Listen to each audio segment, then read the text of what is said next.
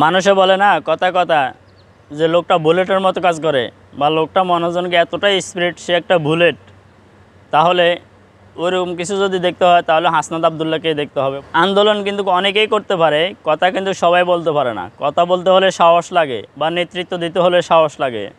যে সাহসটা আছে হাসনাত আবদুল্লাহর ভিতরে, সে সাহসটা কিন্তু অনেকের ভিতরে নাই। গুজরাটের কসাই উনি আমাদের সাম্প্রদায়িক সম্প্রীতি শিক্ষা দিচ্ছেন। ভারতে বসে আমরা আপনাদের কাছে একটা জিনিস জানতে চাই, যে 626 জন ক্যান্টনমেন্টে বন্দী ছিল তাদেরকে কিভাবে ভারতে পালিয়ে যেতে সহায়তা করা হয়েছে এবং তাদের পিছনে কারা রয়েছে। ওনাদের এনসিবি রাজনৈতিক সংগঠনটি যদিও চাঙ্গা না হয়, ওনাদের কথাগুলো কিন্তু অনেকটাই চাঙ্গা। কারণ ওনাদের কথাগুলা মানুষদের ভিতরে এতটাই প্রেরণা যোগায়, এতটাই সাহস যোগায়, মানুষ কিন্তু তাদের কথার কারণে ঘর ছেড়ে রোডে চলে আসে।